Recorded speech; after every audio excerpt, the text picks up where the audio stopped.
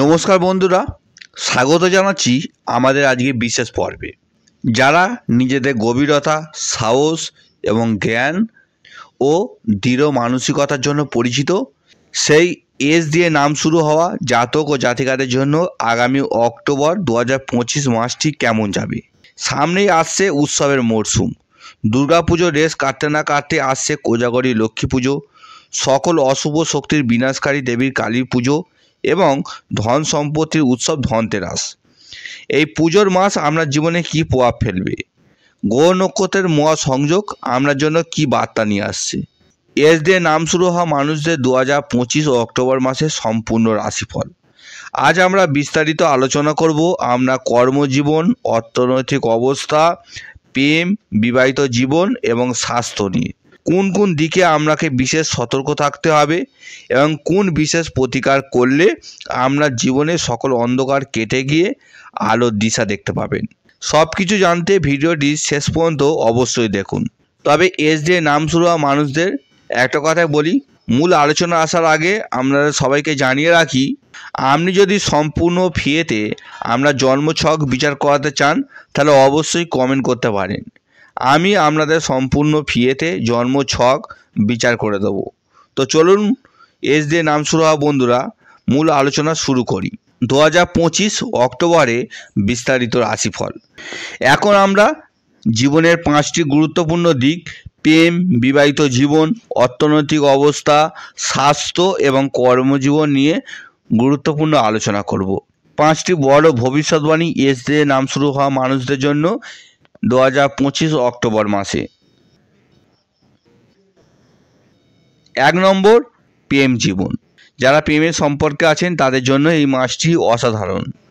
পঞ্চম স্থানে দেবগুরু বৃহস্পতির অবস্থানের কারণে আমরা সম্পর্কের বোঝাপড়া বাড়বে। একে অপরের প্রতি বিশ্বাস এবং সম্মান বৃদ্ধি পাবে। যদি কোনো পুরনো ভুল বোঝাবুঝি থাকে তা এই মাসে দূর হয়ে যাবে। সঙ্গীর সাথে ভবিষ্যতে পরিকল্পনা করার জন্য সময়টা খুব ভালো।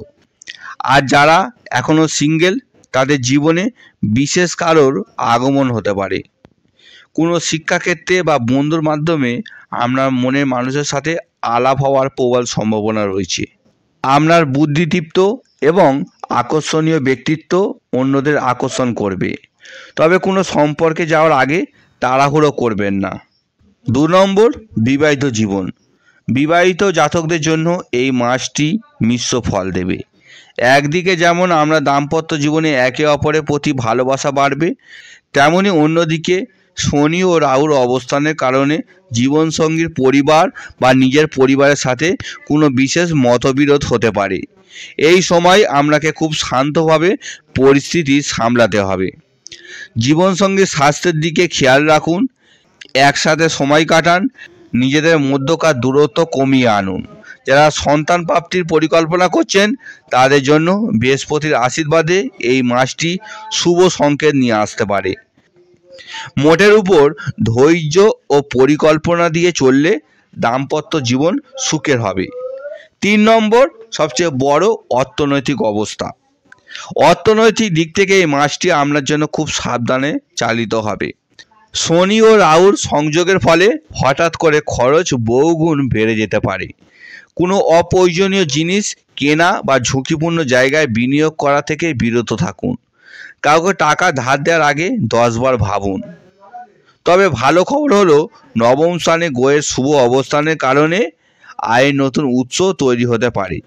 ভাগ্যের জোরে হঠাৎ কিছু অর্থ লাভ হতে পারে। এই মাসে ধনতেরাস আপনার জন্য খুবই গুরুত্বপূর্ণ।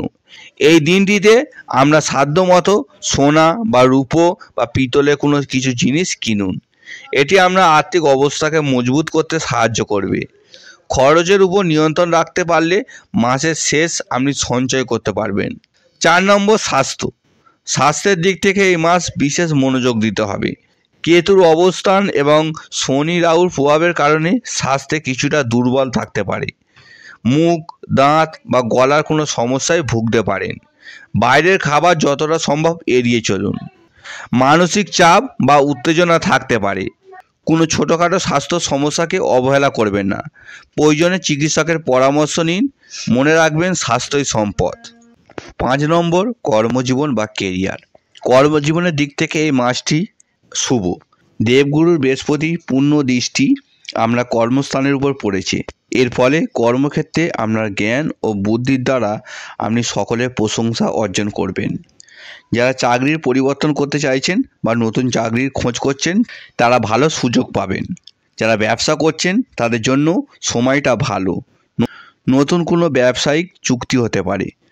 তবে শনি ও রাহুর অবস্থানের কারণে পার্টনার বা সহকর্মীদের সাথে কথা বলার সময় সতর্ক থাকুন। আপনার কোনো কথা ভুলভাবে উপস্থাপিত হতে পারে, যা থেকে বিতর্ক সৃষ্টি হওয়ার আশঙ্কা থাকে। মাথা ঠান্ডা রেখে নিজের লক্ষ্যে স্থির থাকুন, সাফল্য আসবেই। এবার আমরা চলে এসেছি ভিডিওর সেই অংশে যা আপনার জীবনে কঠিন সময়কে সহজ করে দেবে। এই পুজোর মাসে কোন প্রতিকার আপনার জন্য রক্ষা কবচের মতন কাজ করবে? কিছু বিশেষ প্রতিকার। 1 নম্বর, ধনতেরাস ও দীপাবলির দিনকে শ্রীযন্ত্রের পুজো করা উচিত। এর ফলে আর্থিক অনটন কেটে যায়। শ্রীযন্ত্রের পুজো করলে পরিবারের সুখ সমৃদ্ধি এবং অর্থের আগমন হয়।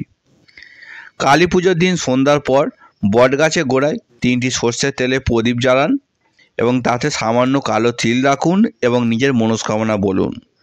তারপর কারোর সঙ্গে কথা না বলে ঘরে চলে আসুন এবং হাত পা ধুয়ে তারপর সবার সাথে কথা বলবেন। এর ফলে আপনার মনের আশা পূর্ণ হবে। কালী পুজোর রাতে বাড়ির দক্ষিণ দিকে একটি প্রদীপ জ্বালিয়ে দেবীকে প্রণাম করুন। এতে শত্রু, অপশক্তি ও নেতিবাচক প্রভাব দূর হবে।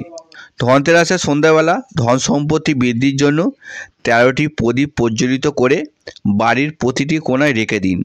মাঝরাতের পর প্রতিটি কোণায় একটি কড়ি রেখে দিন। মনে করা হয় এর ফলে আকস্মিক ধন বৃদ্ধি হয়। গৃহস্থ জীবনের সঙ্গে সম্পর্কিত ব্যক্তিদের এই উপায় করা উচিত।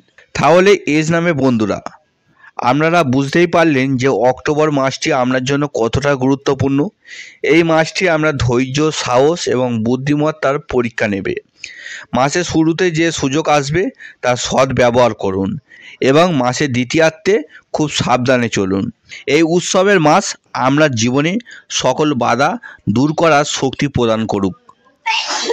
আপনি এবং আপনার পরিবার খুব ভালো থাকুন। আমাদের দেওয়া প্রতিকারগুলো শ্রদ্ধা এবং বিশ্বাস সহকারে পালন করুন। দেখবেন মা কালীর কৃপায় এবং হনুমানজির আশীর্বাদে আপনি সকল বিপদ থেকে রক্ষা পাবেন। ভিডিওটি ভালো লাগলে অবশ্যই এটি লাইক করুন, আপনার এজ দিয়ে নাম শুরু হওয়া বন্ধুদের সাথে শেয়ার করুন এবং আপনার মতামত কমেন্ট বক্সে জানান। আমাদের চ্যানেলটি